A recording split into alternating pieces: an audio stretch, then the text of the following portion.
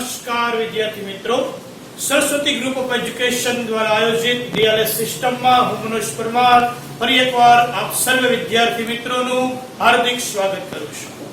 વિદ્યાર્થી મિત્રો, તો અકાઉન્ટમાં આપણે આજે આગળ વધીએ।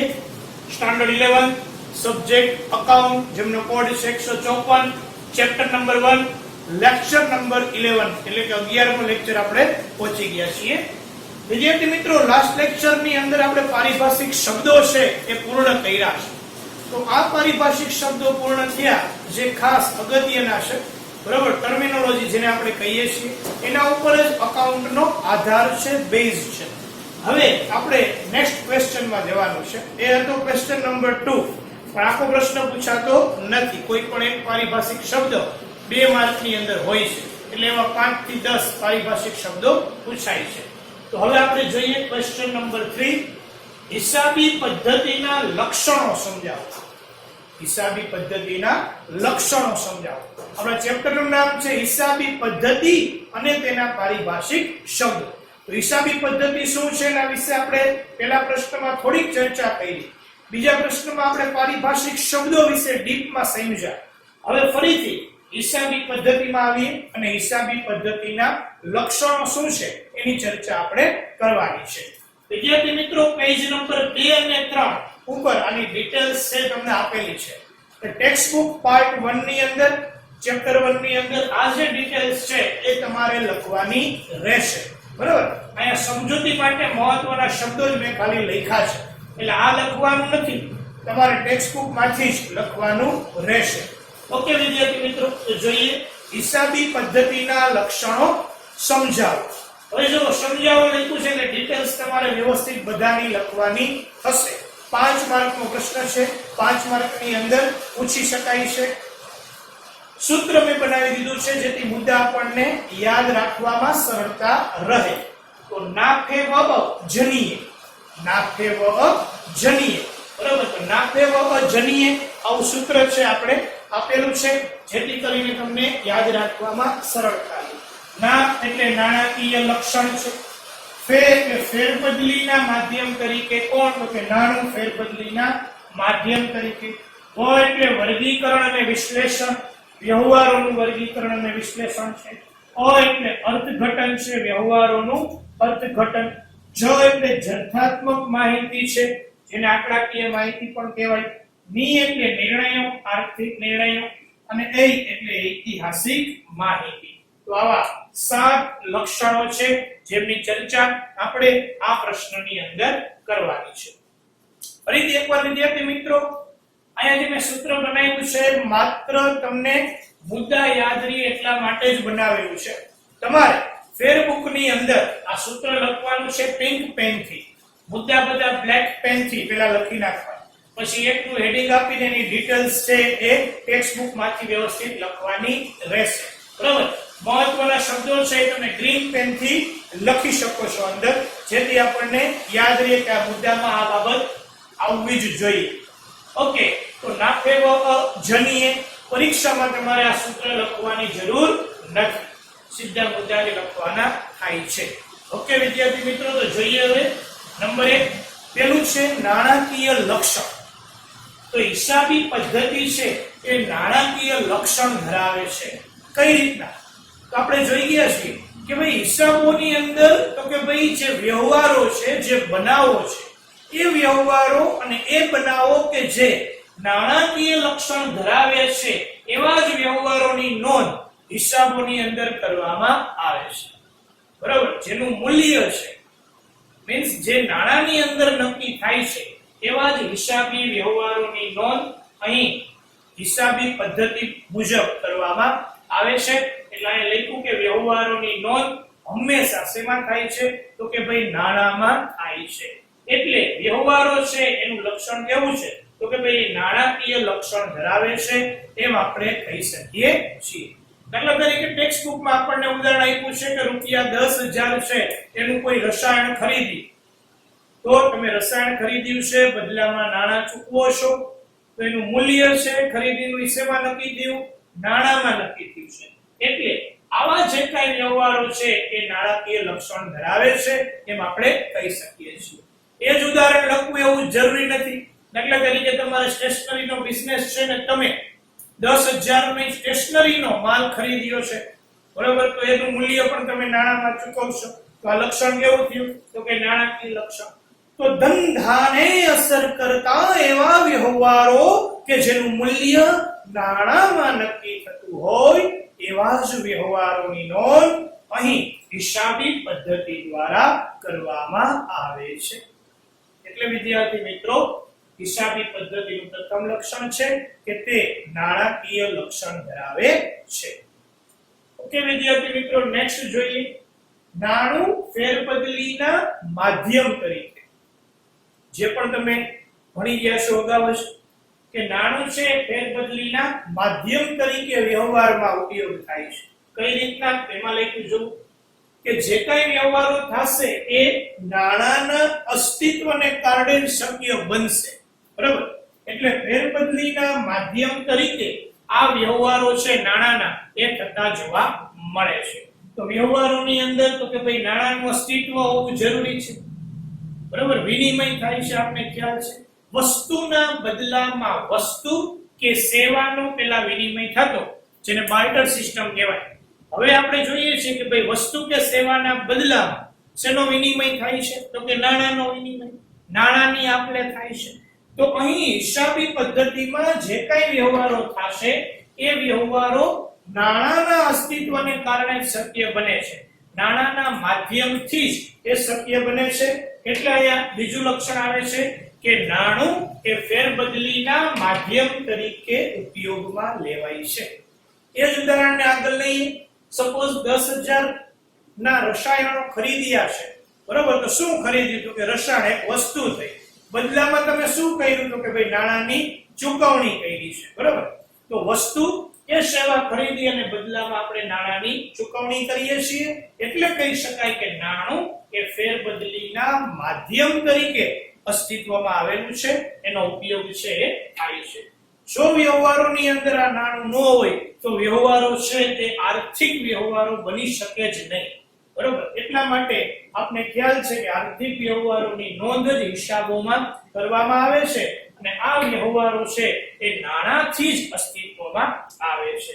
તો આ નાણું એ ફેરબદલીના માધ્યમ તરીકે ઉપયોગમાં લેવાય છે. ત્યાર પછી નંબર 3 છે વિદ્યાર્થી મિત્રો, વ્યવહારોનું વર્ગીકરણ અને વિશ્લેષણ. ધંધાકીય એકમની અંદર રોજબરોજ અનેક પ્રકારના વ્યવહારો થતા જોવા મળે છે. કેવા વ્યવહાર? તો એ આપણે લખ્યું છે 2 પ્રકારના વ્યવહારો જનરલી થાય. યાદ કરો, પારિભાષિક શબ્દ નંબર 1 શું હતો? યસ, ધંધાકીય વ્યવહારો. ક્યાં 2 ધંધાકીય વ્યવહારો થતા હતા? તો કે રોકડ વ્યવહાર અને બિન રોકડ વ્યવહાર.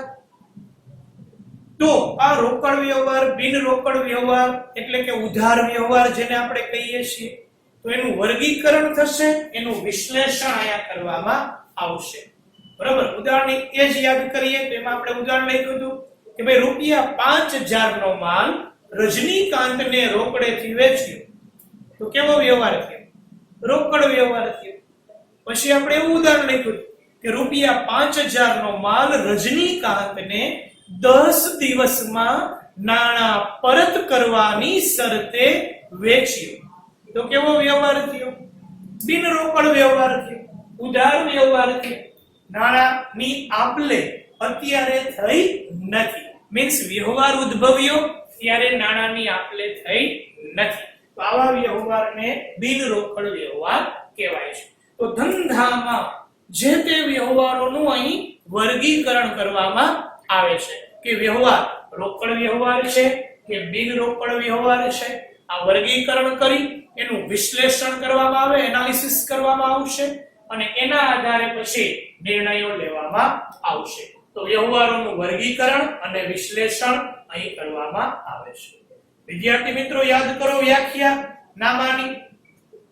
તેમાં પણ આપણે જોઈ ગયા છીએ કે જે કઈ વ્યવહારો બને છે એનું વર્ગીકરણ વિશ્લેષણ કરી અર્થઘટન કરવામાં આવે છે અને એના ઉપરથી તારણો કાઢવામાં આવે છે. તો એ જ વ્યાખ્યા ઉપરથી એના લક્ષણો ફલિત થતા હોય છે, એટલે કે જોવા મળતા હોય છે. તો જોઈએ હવે વ્યવહારોનું વર્ગીકરણ અને વિશ્લેષણ.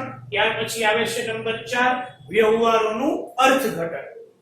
વિદ્યાર્થી મિત્રો, કોઈ પણ માહિતી હોય એ માહિતી તો જ અસરકારક બને જો એ માહિતીનું યોગ્ય અર્થઘટન થાય. તો અહીં આપણે અર્થઘટન કરવાનું છે. વ્યવહારોનું અર્થઘટન કઈ રીતના થાય છે તો આપણે જોઈએ કે હિસાબી પદ્ધતિમાં અનેક નિયમો છે, સિદ્ધાંતો છે.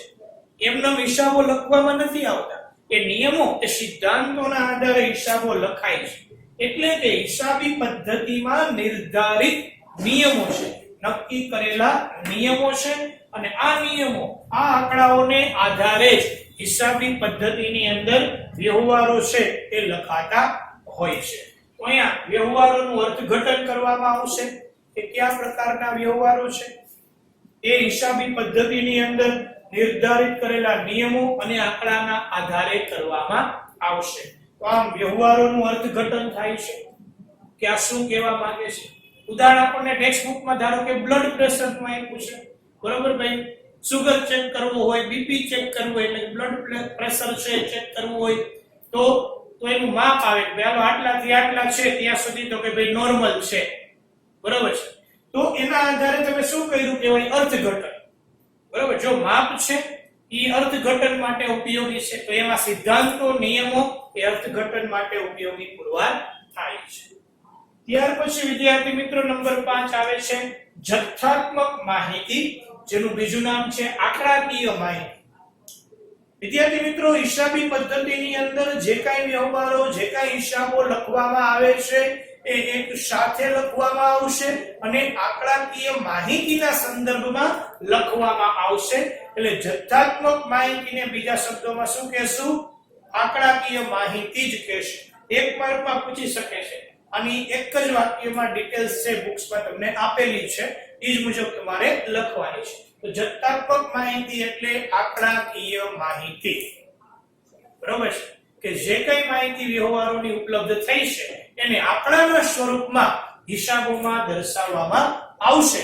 એટલે એ માહિતીને આપણે કેવી કહેશું? જથ્થાત્મક માહિતી. ઓકે. ત્યાર પછી વિદ્યાર્થી મિત્રો આવે છે નંબર 6 આર્થિક નિર્ણય. જુદા જુદા આર્થિક નિર્ણયો છે એ હિસાબી પદ્ધતિની અંદર લેવામાં આવે છે. કઈ રીતના તેની વાત કરીએ કે ભાઈ જુદા જુદા પક્ષકારો દ્વારા જે તે ધંધાકીય એકમ માટે ના નિર્ણયો છે લેવામાં આવતા હોય. ધંધાને અનેક પક્ષકારો છે અસર કરતા હોય. ક્યાં ક્યાં પક્ષકારો? તો કે ભાઈ દેવાદારો છે, લેણદારો છે, શેર હોલ્ડરો છે. આ બધા પક્ષકારો છે ધંધાકીય એકમોને અસર કરે છે. તો લેણદાર કોને કહેવાય? એ આપણે પારિભાષિક શબ્દમાં જોઈ ગયા છીએ કે જેની પાસેથી આપણે ઉધાર માલ ખરીદ્યો હોય એ આપણો શું છે? લેણદાર છે. જેને આપણે ઉધાર માલ વેચ્યો હોય એ આપણો શું છે? દેવાદાર છે. જેને આપણી કંપનીમાં રોકાણ કર્યું છે, મીન્સ શેર ખરીદ્યા છે, એ કંપનીનો શું છે? શેર હોલ્ડર્સ છે. તો આ લેણદાર, દેવાદાર, શેર હોલ્ડર્સ કે અન્ય કોઈ પણ સંસ્થા હોય એ શું કરે છે? તો કે ભાઈ કંપનીમાં ઇન્વેસ્ટમેન્ટ કરવું કે નહીં, કંપનીને ઉછીના આપવા કે નહીં, એનો આધાર, એને લગતા નિર્ણયો આ હિસાબી પદ્ધતિને આધારે લે છે. હિસાબોની તપાસ કરીને આ નિર્ણયો લેવામાં આવે છે. એટલે લખ્યું કે ભાઈ જુદા જુદા પક્ષકારો છે એ આર્થિક નિર્ણયો આના આધારે લે છે, બરાબર. કે ભાઈ ધંધામાં કેટલી મિલકત છે, મિલકત છે તો કેટલી માલિકીની છે, કેટલી ઉછીની મૂડીથી ઊભી કરેલી છે. કંપનીને આપણે ઉછીના નાણાં આપીએ તો કંપની એ પરત કરવા સક્ષમ છે કે કેમ? આ અંગેના તમામ નિર્ણયો એ હિસાબી પદ્ધતિના આધારે લેવામાં આવે છે. આમ હિસાબી પદ્ધતિનું એક લક્ષણ આર્થિક નિર્ણયો પણ છે એમ આપણે કહી શકીએ છીએ. ત્યાર પછી નંબર 7 વિદ્યાર્થી મિત્રો આવે છે ઐતિહાસિક માહિતી, બરાબર. ઇતિહાસ આપણે ભણી ગયા. ઇતિહાસ એટલે શું? તો કે જે વયું ગયું છે ને આપણે ઇતિહાસ કહીએ તો એ માહિતી એટલે ઐતિહાસિક માહિતી. ટૂંકમાં ઐતિહાસિક શબ્દ જ શેનું સૂચન કરે છે? તો કે ભૂતકાળનું સૂચન કરે છે, બરાબર. એટલે અહીંયા લખ્યું છે જો કે અહીંયા જે કઈ વ્યવહારો કે જે કઈ બનાવો નોંધવામાં આવે છે એ વ્યવહારો કે બનાવો ઓલરેડી ભૂતકાળમાં થઈ ચૂક્યા છે. ભૂતકાળ એટલે ગઈકાલ છે એ ભૂતકાળ જ કહેવાય, બરાબર. ટૂંકમાં ઓલરેડી વ્યવહાર થઈ ગયો છે, એ જ વ્યવહારોની નોંધ આયા થાય. જે થવાનો છે એવા વ્યવહારની નોંધ ન થાય, કારણ કે એનો કોઈ પુરાવો નથી, જ થાય જ એવું જરૂરી નથી. તો હિસાબી પદ્ધતિની અંદર ઐતિહાસિક માહિતી દર્શાવવામાં આવે છે, એટલે કે જે કાંઈ વ્યવહારો, જે કાંઈ બનાવો ભૂતકાળમાં થઈ ચૂક્યા છે એ વ્યવહારો, એ બનાવોની નોંધ અહીંયા હિસાબી પદ્ધતિની અંદર કરવામાં આવશે. તો આ માહિતીને આપણે કેવી માહિતી કહેશું? ઐતિહાસિક માહિતી તરીકે ઓળખવામાં આવશે. તો ઐતિહાસિક માહિતીમાં તમારે આટલું છે એ લખવાનું રહેશે. ઓકે વિદ્યાર્થી મિત્રો, હવે ધ્યાન આપજો ખાસ. ઐતિહાસિક માહિતીમાં તમને બીજો પેરેગ્રાફ આપ્યો છે, એ ખરેખર છે એ પ્રક્રિયા છે હિસાબી પદ્ધતિ. એટલે બીજો પેરેગ્રાફ અને બાજુમાં એક ચાર્ટ દોરેલો છે, બરાબર, રાઉન્ડ શેપમાં. એ ચાર્ટ અને પાછલું પેજ છે, ચોથા નંબરનું પેજ, એના ઉપર પણ ચાર્ટ છે. એ તમારે દોરવાનો નથી, કારણ કે નેક્સ્ટ ક્વેશ્ચનમાં આવશે. તમારે ત્રીજા પેજ ઉપર ઐતિહાસિક માહિતી એનો એક પેરેગ્રાફ છે ત્યાં સુધી જ લખવાનું છે, ત્યાં પ્રશ્ન પૂરો થાય છે, બરોબર છે. એટલે ખાસ ત્યાં સુધી જ લખવાનું છે, એટલે ઐતિહાસિક માહિતી કમ્પ્લીટ થઈ જાય છે. ઓકે વિદ્યાર્થી મિત્રો, તો તમારે ફરીથી કહી દઉં છું, ક્વેશ્ચન નંબર 3 લખવાનો છે, પેજ નંબર 2 અને 3 ઉપર છે. સૂત્ર પિંક પેન થી લખવાનું છે, બ્લેક પેન થી મુદ્દાના નામ પહેલા લખી નાખવાના છે, પછી નંબર 1 કરીને નાણાકીય લક્ષણ એની ડિટેલ્સ બધી લખી નાખજો, બરાબર. અહીંયા શબ્દો લખ્યા છે, એ શબ્દો તમે યાદ રાખવા માટે ગ્રીન પેન થી લખી શકો છો વ્યવસ્થિત, જેથી વાંધો ન આવે આપણને. અને 7મા મુદ્દાની અંદર પહેલો જ પેરેગ્રાફ, ત્યાં સુધી તમારે આ પ્રશ્ન કમ્પ્લીટ કરવાનો રહેશે. તો thank you very much for watching this video.